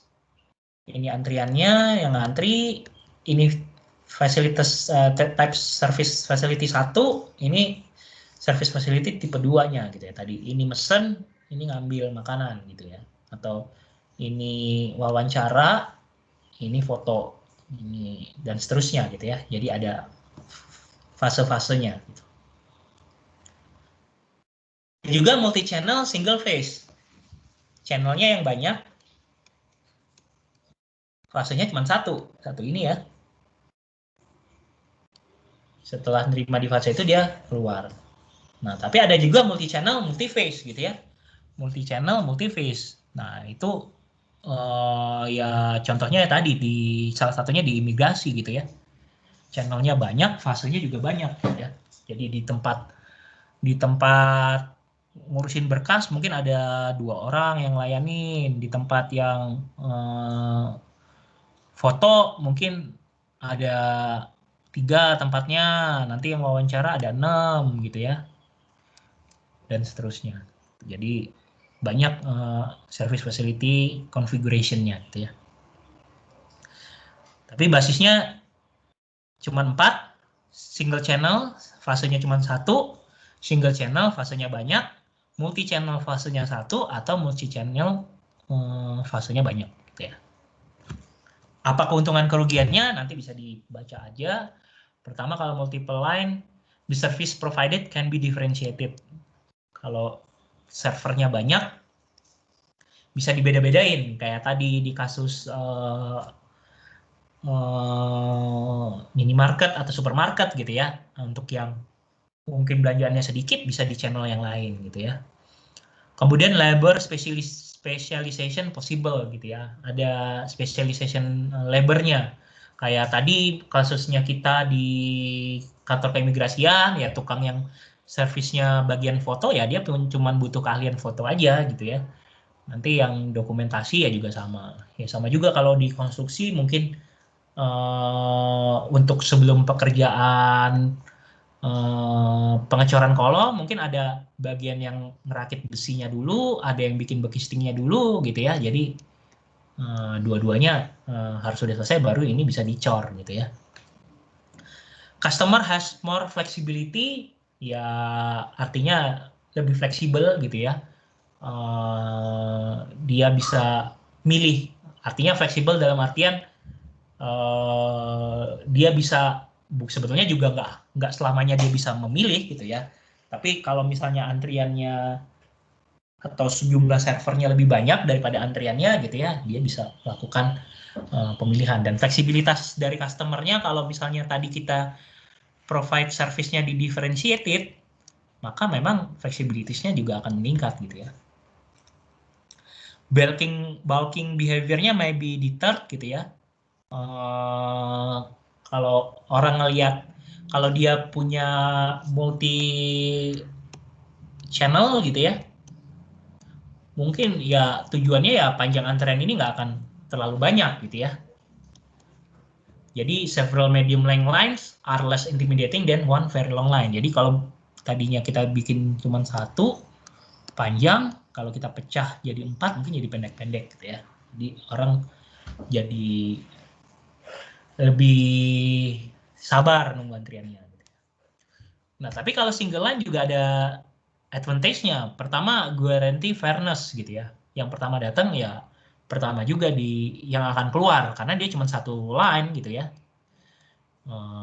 Ya pasti kalau dia di sini masuk duluan ya pasti dia yang keluar duluan gitu ya, karena yang lain nggak bakal diterima service. No customer anxiety regarding choice of queue gitu ya. Jadi kalau ada orang-orangnya yang kayak saya gitu ya, kalau ngelihat ada antrian, oh ini kayaknya yang kanan lebih cepat gitu ya. Ternyata yang kiri yang lebih cepat gitu ya. Jadi ada anxiety juga, kadang-kadang sebel juga gitu ya. Kadang-kadang juga happy gitu ya. Oh ini bener nih saya pilih antriannya yang kanan harusnya gitu. Avoid cutting in problem gitu ya. Jadi kalau dia cuma 1 line itu harusnya lebih gampang diperiksa gitu ya. Kalau ada yang nyerobot antrian. Walaupun di Indonesia juga ya banyak juga kasus nyerobot antrian. Kadang sungkan untuk ingetin gitu ya. The most efficient setup for minimizing time in the queue. Jadi setup yang paling efisien itu dibikin 1 line. Jockeying, line switching itu bisa dihindari ya, karena dia nggak ada line yang mana-mana lagi gitu ya. Line-nya cuma 1. Jadi dia nggak bisa pindah-pindah. Itu terkait service facility untuk basic queuing system configuration. Nah, Tadi kita udah bahas konfigurasinya, sekarang kita bahas time distribution-nya. Service pattern-nya itu sama juga kayak arrival pattern gitu ya. Kalau tadi arrival-nya mirip Poisson, nah kalau service itu bisa konstan atau bisa juga random gitu ya. Konstan kalau kita pakai alat atau mesin, random. Nah kalau kondisinya ya memang bervariasi gitu ya.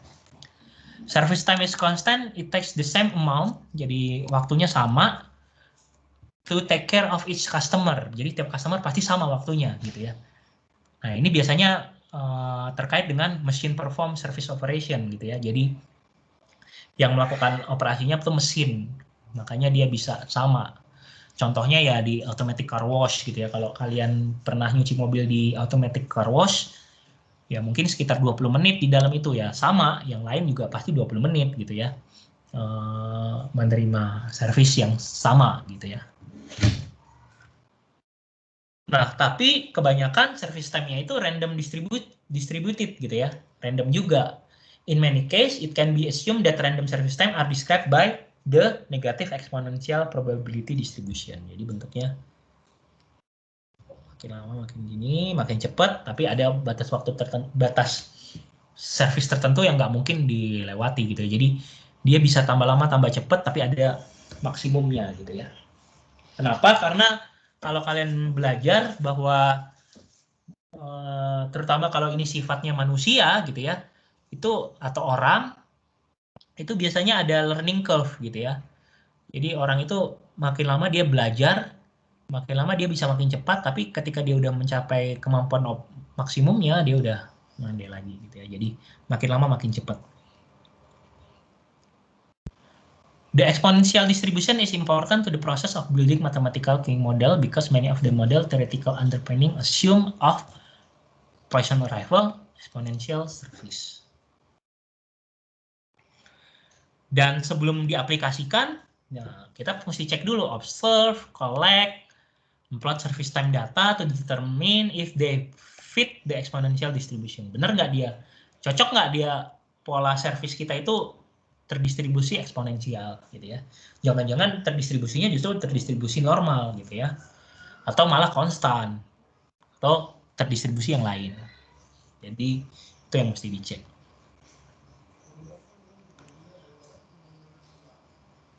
Melakukan identifikasi modelnya, jadi udah ada notasinya gitu ya, yang disepakati bersama untuk menyebutkan pattern of arrival, service time distribution, sama number of channel-nya.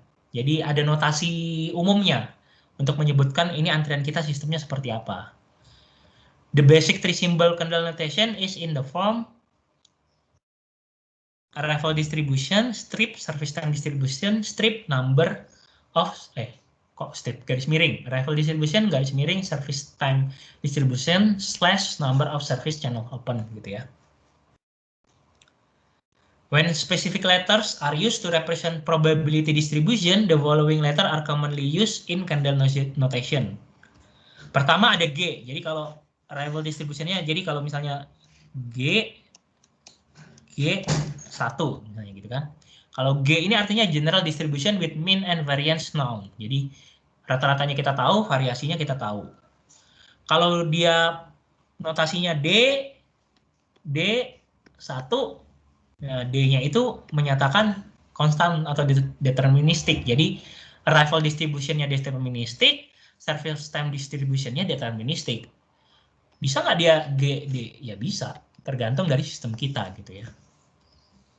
Kalau dia tipikalnya Poisson, maka di sininya pakai M.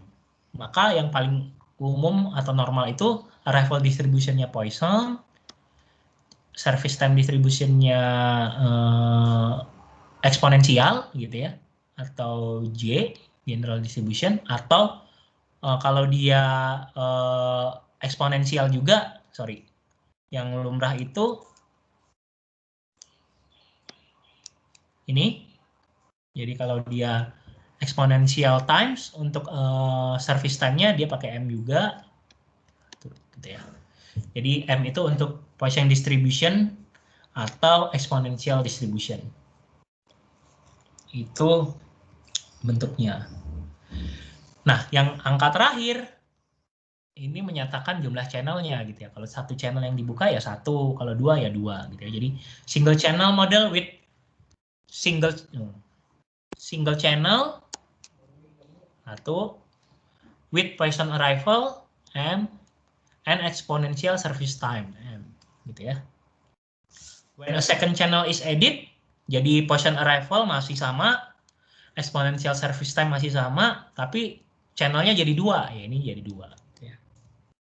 Kalau ada M distinct service channel dengan Poisson arrival masih sama, exponential service time masih sama, tapi ini jumlah channel. Jadi berapa? 1, 2, 3, 4, seterusnya. Jadi diisi di sini. Kalau 3 channel system with Poisson arrival M, constant service time, kalau constant tadi D, dan 3 channel. Jadi MD3 gitu ya. Kalau 4 channel system with Poisson arrival service time that are normally distributed. Poisson arrival M, service time-nya normally distributed G, channel-nya ada 4 gitu ya. Itu notasinya.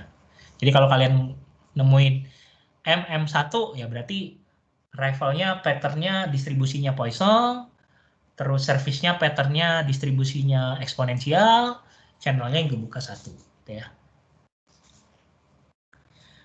Nah, sekarang kita mau konsep memitigasi untuk long queue, kalau antriannya panjang. Bagaimana mitigasinya? Secara konsep ada beberapa hal yang bisa dilakukan. Pertama, concealing the queue from arriving customer. Disembunyiin antriannya dari customer yang datang. Caranya nyembunyiinnya gimana? Bukan antriannya ditutup gitu ya, bisa juga ditutup nunggu suruh di luar, tapi biasanya di divert gitu ya. Biasanya orang atau people sebelum misalnya mesen atau datang gitu reservasi dulu gitu ya. Kalau di Dufan bisa kalian beli tiket dulu di luar, di marketplace, Traveloka dan lain-lain gitu ya. Kemudian di bank biasanya dikasih TV buat nonton gitu. Jadi orang nggak ngerasa kalau dia sedang mengantri gitu ya. Terus bisa juga menggunakan customer sebagai resource-nya. Gimana tuh menggunakan customer sebagai resource? Misalnya kalau kalian di rumah sakit ngantri, ini bisa patient filling out medical history-nya. Jadi yang ngisi bukan si pegawainya lagi. Jadi gunakan customer untuk mengisi data dia sendiri gitu ya. Jadi kita nggak perlu lagi mempekerjakan orang untuk mengisi ini gitu ya. Jadi tuh di bank juga sama, ada isi form dulu gitu ya. Jadi use the customer as a resource-nya gitu ya. Jadi kalau kalian perhatiin di bank, kalau kalian mau ada layanan-layanan tertentu yang mau kalian pakai, nah mungkin kalian ada ngisi form yang berbeda gitu ya. Bisa dipakai. Terus making the customers wait comfortable and distracting their attention gitu ya. Kasih complimentary drink, kasih computer games, ada internet station, dikasih food court, dikasih shop, dikasih lain-lain gitu ya di airport. Itu bentuk dari comfortable and distracting attention gitu. Kalau kalian naik pesawat gitu ya, yang first class gitu misalnya, naik apa yang paling bagus? Qatar Airways mungkin ya. Kalian naik yang first class, ya mungkin kalian nggak akan gelisah gitu ya nunggu pesawatnya datang karena ditunggu di ruangan yang first class juga gitu ya. Ada makanan, minuman di sana gitu ya, bisa pakai internet juga sepuasnya, bisa mandi dan lain-lain gitu ya. Jadi making customer wait comfortable and distracting their attention. Tapi making customer wait-nya comfortable and distraction attention ini juga ya ada cost-nya gitu ya. Jadi ada cost yang mesti juga diperhatikan. Explain reason for the wait gitu ya. Jadi memberi penjelasan itu membuat orang tidak menunggu-nunggu gitu ya. Jadi kalau kalian yang suka ghosting gitu ya, nah mulai dikurangin gitu ya. Jadi kalau kalian nunggu antrian, kalau dikasih tahu probability atau approximately kalian selesai atau finish menerima layanannya gitu ya, itu kalian lebih aware gitu ya. Artinya, oh ini nanti misalnya kalian layanan servis untuk di bengkel gitu ya, terus dikasih tahu orang bengkelnya, oh iya mobilnya nanti selesai kira-kira dalam waktu 2 jam gitu ya. Nah kalian bisa gunakan 2 jam itu untuk mencari aktivitas yang lain gitu ya, atau kalian udah tahu, oh 2 jam lagi kalian bisa atur waktu kalian agar 2 jam kemudian kalian bisa datang. Tapi kalau misalnya kalian nggak tahu antrian itu mau selesainya kapan, itu kan kalian menduga-duga gitu ya. Nah, proses menduga-duga itu juga ternyata membuat secara psikologi tidak mengenakan bagi customer gitu ya. Maka contohnya juga provide pessimistic estimate of the remaining waiting time. Kalau dia dikasih estimating time-nya secara perasaan itu waktunya lebih pendek gitu ya, starter. Karena kita tahu, oh ini 2 jam lagi beres gitu. Terus beware and open about the queuing discipline use. Jadi kalau udah pakai first in, first serve ya semuanya pakai first in, first serve gitu. Jangan ada yang didahulu-dahuluin gitu ya. Walaupun mungkin ada teknik atau metode yang membedakan antrian gitu ya, pakai multi channel misalnya. Kalau misalnya kalian di Dufan ada yang pakai tiket khusus gitu ya, bisa antriannya lebih pendek gitu ya, atau masuk lebih dulu. Dan queuing modeling di real world itu pertama kita define problemnya dulu. Setelah define problemnya, kita develop modelnya. Untuk mendevelop modelnya itu kita perlu input data, develop solution, testing, analyze, implementing the result. Gitu.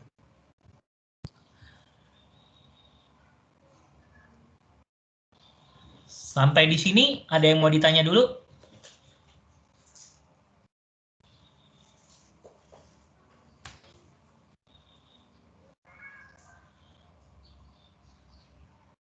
Nggak ada?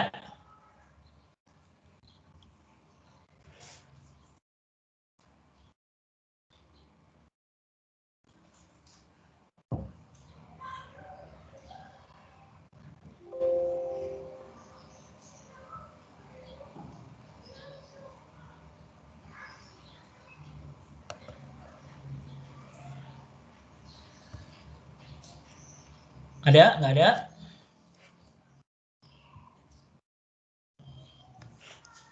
Atau udah pada tidur semua ini? Belum ada, Pak. Masih. Oke. Kalau nggak ada ya udah beres nih kuliahnya. Jadi mungkin nanti minggu depan kita ketemu sekali lagi untuk terkait lebih detail mengenai queuing system gitu ya. Dan untuk minggu ini sudah selesai gitu ya. Mungkin silakan nanti dipelajari lagi atau dipahami lagi, dan silakan mencari resource atau sumber dari luar gitu ya, materi-materi dari luar terkait teori antrian. Atau kalau kalian mungkin juga tertarik untuk riset kecil-kecilan, ya mungkin bisa aja pakai yang sekarang lagi kondisi pandemi gitu ya, antrian untuk vaksinasi, ya kalian boleh aja ulas gitu ya. Nah, kalau misalnya kalian mau ulas, nanti saya kasih di poin lebih tinggi lah untuk di ujian atau di nilai akhir gitu ya. Kalian ulas terkait hal-hal yang ada di sekitar gitu ya, mengenai antriannya, atau kita fokusin aja ke kondisi vaksinasi, ya kalian lihat problemnya apa, terus sebetulnya modeling antriannya bagusnya seperti apa di vaksinasi, jadi kalian cantumkan data dan ulasan untuk program vaksinasi di Indonesia gitu ya. Jadi ini bukan tugas, tapi kalau ada yang mau bikin, nanti saya kasih bonus tambahan kalau ininya menarik gitu ya, kalau kajiannya menarik gitu ya. Jadi kalian mengkaji, atau mungkin ya kalau ada yang jadi di dekat rumahnya ada puskesmas yang ngadain juga kan, bisa langsung riset kecil-kecilan gitu ya. Ini kalau antriannya vaksinnya tuh sebenarnya ada yang bisa dibenerin nggak gitu ya, cara dia ngantri setelah dari prinsip-prinsip yang tadi dipelajari. Oke, kalau tidak ada lagi yang mau bertanya, kita sudahi perkuliahan sore ini. Terima kasih atas perhatiannya. Semoga yang disampaikan apa yang saya sampaikan bisa dipahami dengan baik dan bermanfaat. Terima kasih. Selamat sore semuanya. Assalamualaikum warahmatullahi wabarakatuh. Terima kasih Pak. Terima kasih, Pak. Terima kasih, Terima kasih, Pak.